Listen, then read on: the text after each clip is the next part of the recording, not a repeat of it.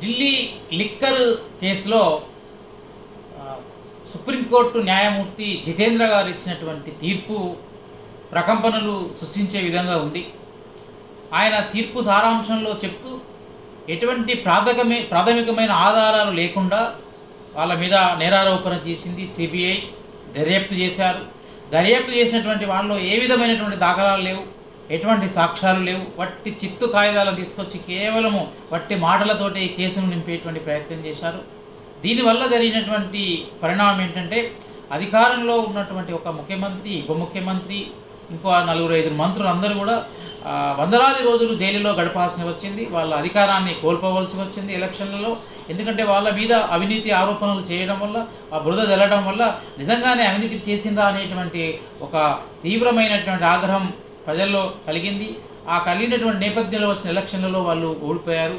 అంటే వాళ్ళ అధికారాన్ని కోల్పోయే దిశగా, ఈ ఆమ్ ఆద్మీ పార్టీ అధికారాన్ని కోల్పోయే దిశగా వీళ్ళ యొక్క సిబిఐ చేసినటువంటి దర్యాప్తు వివరాలు, ఇదంతా ఒక బూటకమైనటువంటి దర్యాప్తు, బూటకమైనటువంటి కేసు ఇది.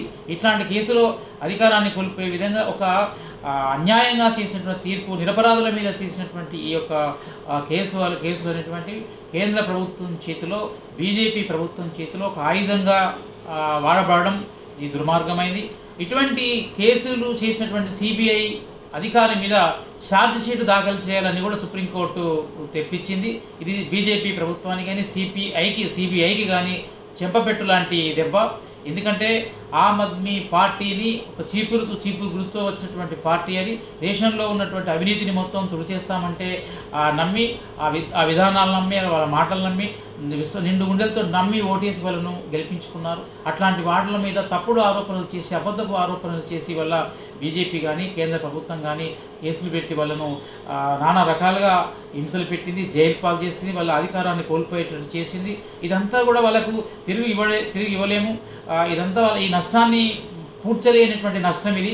ఈ దేశ ప్రజలందరూ కూడా ఈ విషయాన్ని గుర్తించారు. బీజేపీ లాంటి వాళ్ళు ఎట్లా చట్టాలని, రాజ్యాంగాన్ని వాళ్లకు జేబు సంస్థలుగా వాడుకుంటున్నారో ఈ యొక్క తీర్పు తేడతెల్లం చేస్తున్నది. ఈ సందర్భంగా ఇట్లాంటి గొప్ప తీర్పును ఇచ్చినటువంటి న్యాయమూర్తి జితేంద్ర గారిని మనం అందరం కూడా మనస్ఫూర్తిగా అభినందించి ధన్యవాదాలు తెలియజేయాలి.